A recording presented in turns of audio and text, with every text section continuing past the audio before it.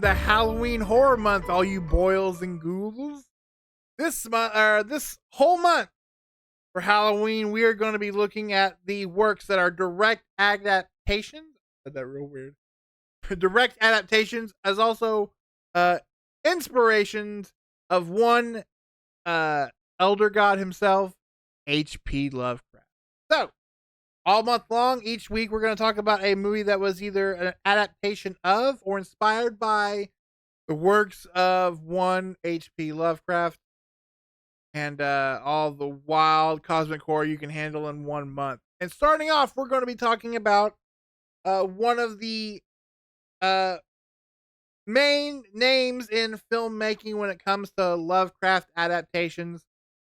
We're going to start off strong with a film by Stuart Gordon himself, and no, not neither one of the adaptations of H.P. Lovecraft he's famous for. We're going to talk about the one that honestly nobody talks about, and it's his 2001 film Dagon. Now, again, while most people, when you're gonna like, oh, I'm gonna talk about a Stuart Gordon H.P. Lovecraft film, well, obviously, I'm going to talk about Re-Animator or From Beyond or even Castle Freaking Away. And I thought, no, let's talk about the weird one he did in the 2000s. So this is an adaptation of a mix between H.P. Lovecraft's Dagon as well as The Shadow over Innsmouth short story, which will come up more times than you think. And this, again, much like From Beyond and Re-Animator, he takes those Lovecraft stories, puts them in a modern day setting, and kind of places them a little bit. And this movie is no exception. The only problem is this is not one that stars either Jeffrey Combs or the wonderful Barbara Crampton. And so nobody really talks about this one. It's early 2000s. We are making this movie. It's like a French / Spanish production. They shoot it in Spain, and instead of it being in a place like Innsmouth, Massachusetts, takes place. I can't remember the name of the island. It's not Calico, but it's something Cabrera or something like that. Spain.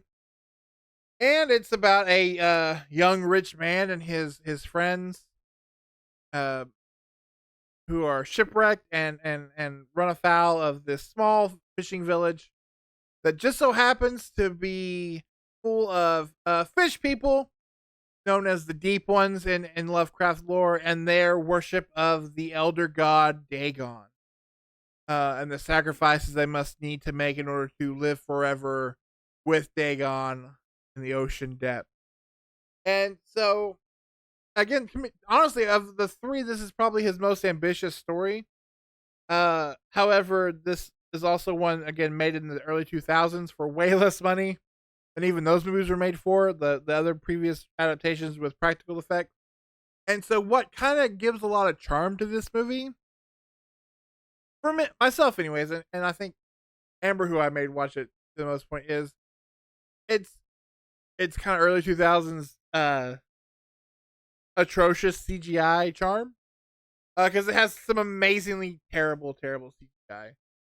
But I love the fact that we were like, despite our limitations, we're gonna go for it and kind of give this as best you can for its budget, and the fact that we're not doing a direct adaptation of Shadow over Innsmouth, which is one of the better Lovecraft stories, one that I really do enjoy.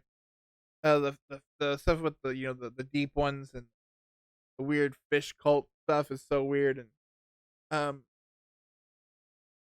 I think this movie does a good job of kind of combining both that story and the story of Dagon, while also being really fun and cheesy. The one thing I think that hurts this movie the most is our main character.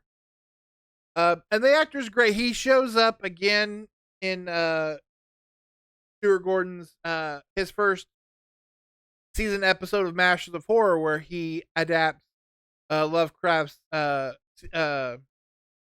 Dreams in the Witch House. But in this movie, it feels like if this was 10 years earlier, so if we were 1991, This would have been a great Bruce Campbell role.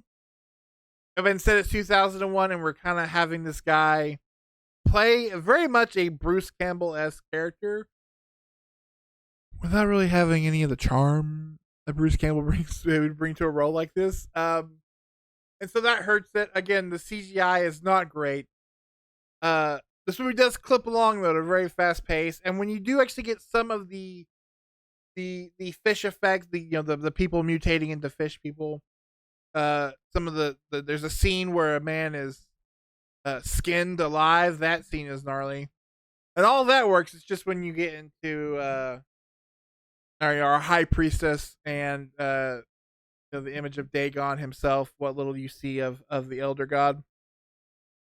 Again, this is a fun, little charming, and then charming in a way that you're just like, oh, look, they really tried, of an adaptation. And while it isn't to me on the level of something like From Beyond or Re-Animator, I do think it is one that nobody really revisits. And I'm a huge, huge fan of Stuart Gordon stuff, whether his Lovecraft stuff or not.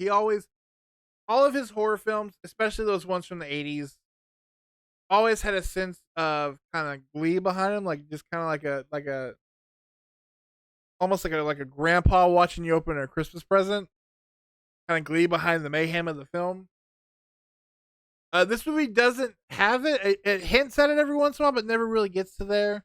And so I think it's maybe why it's lesser known or lesser revered, less more underappreciated than his other Lovecraft work. But I was like, there's no better way to start a month of Lovecraft movies with the Stuart Gordon movie. And why not talk about the one that nobody watches? If you're watching this video, surely to goodness you've seen Re-Animator. If you surely need to do yourself a favor and watch From Beyond. But if this is one that you can't pass up. This is a one that I really did enjoy, not having watched it maybe a long time ago. Maybe Nick and I watched it. I definitely don't necessarily remember a lot of it outside of reading the short stories that it's based on. Again, it's not one that I'm just like, oh boy, but I think it is one that should be talked about. And so we're talking about it this week. And I'm excited for this month because love him or hate him, Lovecraft is pretty influential on almost all of horror going forward from his time period. Is he problematic? Oh, buddy, darn right he is. But some of his classic horror works do need to be discussed. And you can probably find great discussions about all that by far smarter people than me, but we're talking about these fun movies. So we're going to cover 2 direct adaptations of Lovecraft's work, as well as 2 movies that are heavily inspired by the world and the monsters and the cosmic horror that Lovecraft built. So this was one of our first direct adaptations. Next week, we're going to be talking about a movie that is inspired by the exact same story, The Shadow over Innsmouth. Only I think that movie does it not only a little bit better, but might be kind of a better direct adaptation than this direct adaptation. And I say that knowing full well that when that movie came out, most people didn't like it. But we're going to revisit it and see how it holds up, especially in the pantheon of cosmic Lovecraftian horror. So next week, join me where we're going to be talking about The Cure for Wellness. Till then, stay scared. Bye.